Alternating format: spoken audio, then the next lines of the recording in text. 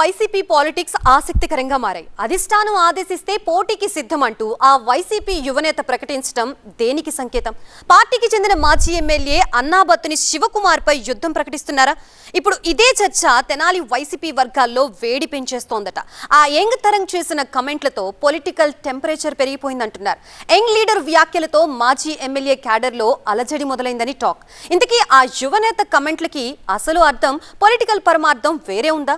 ఉంటే ఏంటది? ఇంతకీ ఎవరా యువనేత?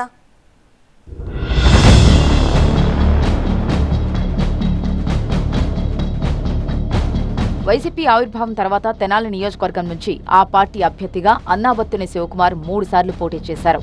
ఆయన 2 సార్లు ఓడిపోయి ఒకసారి గెలిచారు. 2014లో టీడీపీ నేత ఆలపాటి రాజా చేతిలో ఓడిపోయిన శివకుమార్ 2019లో అదే రాజాపై విజయం సాధించారు.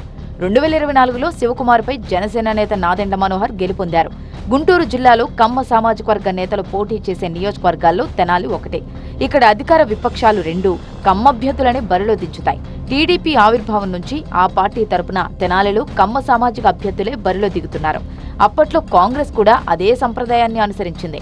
ఇక వైసీపీ ఆవిర్భావం తర్వాత ఆ పార్టీ కూడా తెనాలిలో కమ్మ ఈక్వేషన్నే అమలు చేస్తోంది. 2009లో జరిగిన నియోజకవర్గాల పునర్విభజనతో దుగ్గిరాల అసెంబ్లీ నియోజకవర్గం రద్దయింది. ఆ తర్వాత కొల్లిపర మండలం తెనాలి నియోజకవర్గంలోకి వచ్చి చేరింది. కొల్లిపర మండలంలో రెడ్డి సామాజిక వర్గం ఓటర్లు అధిక సంఖ్యలో ఉంటారు. వాళ్లంతా మొదట కాంగ్రెస్ కు, ఇప్పుడు వైసీపీకి మద్దతిస్తూ వస్తున్నారు.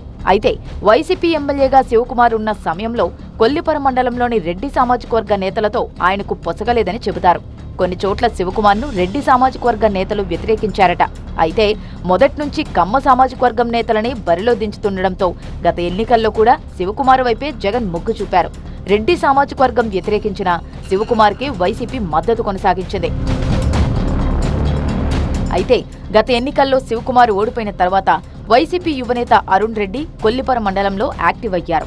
మండలంలో పార్టీ కార్యక్రమాలు నిర్వహిస్తున్నారు. అరుణ్ రెడ్డి తండ్రి చంద్రారెడ్డి కొల్లిపర వైసీపీ మండలాధ్యక్షుడిగా పనిచేశారు. అప్పటి నుంచి అరుణ్ రెడ్డి పార్టీ కార్యక్రమాల్లో పాల్గొంటున్నారు. కూటమి సర్కారు ఏర్పడ్డాక జగన్ జన్మదిన వేడుకలను అరుణ్ ఘనంగా నిర్వహించారు.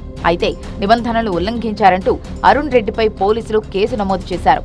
అయితే ఎన్ని కేసులు పెట్టినా తగ్గేది లేదని, వైసీపీ జెండాను రెపరెపలాడిస్తూనే ఉంటానంటున్నారు అరుణ్. ఈ క్రమంలోనే అరుణ్ రెడ్డి చేసిన లేటెస్ట్ కామెంట్లు కాకరేపాయి. రాబోయే ఎన్నికల బరిలో దిగడానికి సిద్ధంగా ఉన్నానని ఆయన ప్రకటించారు. జగన్ ఆదేశిస్తే పోటీకి సై అంటున్నారు ఈ యంగ్ తరంగ్. అయితే అరుణ్ రెడ్డి కామెంట్లు తెనాలి వైసీపీ వర్గాల్లో చర్చకు రచ్చకు దారితీశాయంటున్నారు. అతగాడి వ్యాఖ్యలపై మాజీ ఎమ్మెల్యే శివకుమార్ అనుచరులు మండిపడుతున్నారట. నియోజకవర్గ వైసీపీలో విభేదాలు సృష్టించేందుకు ఈ యువనేత ఇలాంటి కామెంట్లు చేస్తున్నారని కొందరు అభిప్రాయపడుతున్నారు. అయితే మరికొందరు కొత్త వాదన వినిపిస్తున్నారు.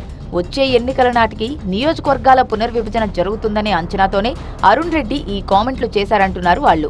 దుగ్గిరాల నియోజకవర్గం కొత్తగా ఏర్పడే అవకాశాలున్నాయని, అందుకే ముందస్తుగా అరుణ్ కచ్చీఫ్ వేశాడనే వెర్షన్ను మరికొందరు వినిపిస్తున్నారు.